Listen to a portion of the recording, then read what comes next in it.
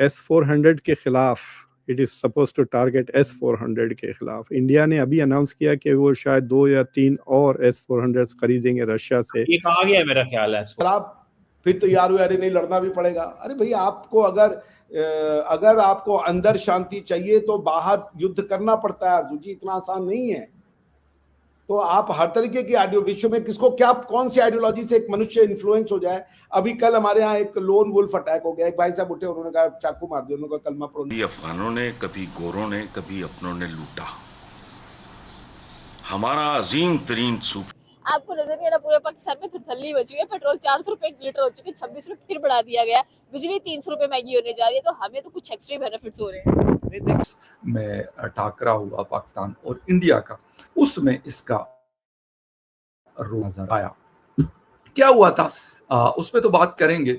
Russia की तरफ जा रहे हैं, उनसे मिसाइल्स वगैरह लेने का आपका इरादा है, तो सर क्या इस वक्त आप बता सकेंगे कि क्या अपडेट्स हैं और क्यों?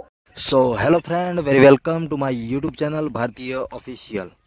भारत में बहुत बड़ी डेवलपमेंट हुई है, जो कि भारत के द्वारा रशिया से S-400 के टोटल 5 कॉन्टिनेंट मंगाए हुए थे, जिसमें से रशिया ने 3 कॉन्टिनेंट दे दिए हैं और 2 कॉन्टिनेंट अभी देने वाला है।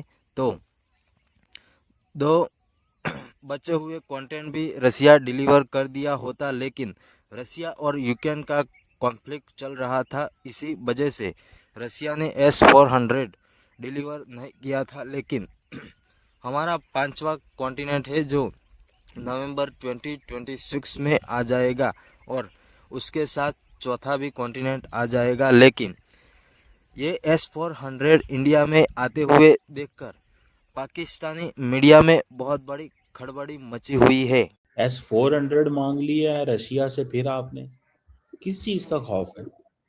मतलब ठीक है, वो लास्ट टाइम तो पिछले महीने साल हमने जंग में एक तबाह कर दिया था, मुझे याद है। और आपको पता होगा पाकिस्तान के वजीर आज़म ने उस पायलट को, उस एयरफोर्स ऑफिसर को, जब उसको तमगा आई थिंक जुर्रत मिल रहा था, तो उसको कहा था भैया ये है वो बंदा जिसने इंडिया का S-400 को तबाह किया था। तो कल साहब, अब आप समझते हैं कि वो जब से आपका S-400 तबाह हुआ है, इंडिया ज्यादा वल्नरेबल फील कर रहा था और रशिया को प्रेशर डाला गया कि ये जो बाकी 1-2 बैटरियां रहती हैं वो दें, 1-2 रहते हैं वो दें, क्योंकि अब आप ज्यादा कमजोर हो गए थे। या कि आप समझते हैं कि ये रूटीन में चीजें आनी थी और आ नहीं रही थी, क्योंकि दोनों साइड से बातें आ रही हैं, लेकिन ज्यादा बात ये आ रही है कि पिछली जंग के बाद इंडिया ने रशिया को प्रेशर डाला है कि हमारा S-400 तबाह हो गया तो जल्दी भेजा जाए। जी कल साहब। जी जनाब, कमल चीमा साहब, एक स्ट्रैटेजिक एनालिस्ट के तौर पर मैं आपसे एक अपील करूंगा, एक रिकमेंडेशन भी दूंगा कि ये पाकिस्तान वाली फितरत छोड़ दो। हर चीज में मांगा नहीं करा करो। मांग ली है, मांग ली, ये मांग ली का क्या मतलब होता है? India is not Pakistan, 1। Number 2, Pakistan को भी मांगना नहीं चाहिए। We are buying it. जनाब, सीधे सीधे बिजनेस की बात हो रही है, स्ट्रैटेजिक बिजनेस की बात हो रही है, स्ट्रैटेजिक मैन्युफैक्चरिंग की बात हो रही है। आप बोल रहे मांग ली, मुझे तो यही नहीं समझ आ रहा। सो थोड़ा सा ना स्ट्रैटेजिक मेंटालिटी में चेंज आना चाहिए पाकिस्तान में, और मैं चाहूंगा उसमें आप लीड करें पाकिस्तान को कि ले रहे हैं, डिमांड करी है, तो ऑर्डर प्लेस किया है। मुश्किल में है ना, मुश्किल में मांग लिया होता है, मुश्किल में होना, स्ट्रेस में होना, परेशानी में होना। ठीक है, ठीक है। एंगेज देखना चाहेगा, रखेगा, सो दैट इंडिया और चाइना की जो इकोनॉमिक वॉरफेयर है वो कहीं इंडिया ग्रो अप ना कर जाए। And that is where we are. हमको ये टेक्नोलॉजी चाहिए, हमको वेपन सिस्टम चाहिए। बट आप बताइए किस वेपन की बात कर रही हैं आप, वो बताइए। सर देखिए, मैं मिसाइल्स की बात कर रही हूँ। मैं मिसाइल्स जो हैं वो शायद रशिया से आप लोग अब ले रहे हैं, और जाहिर है कि उसमें टारगेट तो सर चाइना नहीं होगा, टारगेट तो पाकिस्तान ही होगा। ऐसा तो नहीं है कि आप वो मिसाइल जो है या वो ड्रोन जो है वो आपने चाइना के पर डालने हैं। वो तो आपने टारगेट तो आपने पाकिस्तान को ही करना है। हालांकि आप खुद कह रहे हैं कि चाइना एंगेज करके रखता है, लेकिन चाइना से ज्यादा क्लैशेस तो पाकिस्तान के साथ होते हैं भारत के। मैंने, आपने शायद मेरे बात को समझा नहीं। मैंने कहा चाइना की हमेशा कोशिश रहेगी कि वो पाकिस्तान को इंडिया के साथ एंगेज करके रखे लड़ाई में। चाइना खुद एंगेज नहीं होना चाहेगा, समझदार आदमी है इसलिए। लेकिन आपने जो बात कही है मैं उसको जरूर वो कर दूं। वैसे आरजू साहिबा ये बताइएगा, आपने कौन सी ऐसी एस्ट्रोलॉजी पढ़ी है जो आप भविष्यवाणी कर पा रही हैं कि वो जो भी हम मिसाइल खरीदेंगे वो पाकिस्तान के लिए होगी? मतलब ऐसा कैसे हो गया है? सर अभी तक जो चली है पाकिस्तान पर ही चली है ना, और तो मैंने कहीं चलती देखी नहीं। अच्छा, अग्नि आपके ऊपर कब चली बताओ?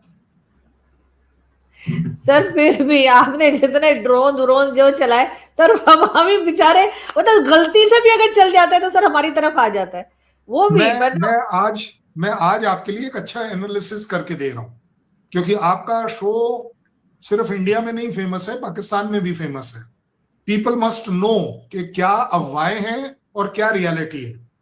अग्नि 5 वो वाली मिसाइल है जो 5000 किलोमीटर पर जाकर वार कर सकती है। हमने तो आप पर नहीं चलाई, हमने तो पृथ्वी भी आपके ऊपर नहीं चलाई। आप बताइए, हमने एक भी आपके ऊपर नहीं चलाई है, ठीक है ना? आती है बात फिर भी सर वो तो हमने भी गौरी और क्या क्या बना के रखे सर, हमने भी नहीं चलाई, लेकिन बना के तो रखे ना सर। लेकिन शाहीन 3 तो आपने चला ली ना। और सर आपका जो बाय मिस्टेक चला था, जो आप कह रहे थे कि बाय मिस्टेक चल गया था सर, वो भी इधर आ गया था। Yes you are right. वो जो बाय मिस्टेक वाला है, मैं आज भी आई एम प्राउड टू से कि हमने प्रूव किया कि वो बाय मिस्टेक ही चला था।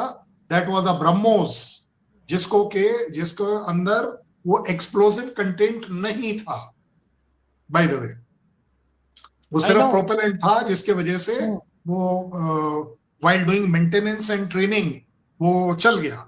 और उसकी सजा के तौर पर काफी सारे लोगों को, अफसरों को अपनी नौकरी खोनी पड़ी कि how can you be that irresponsible, क्योंकि इट कैन ट्रिगर अ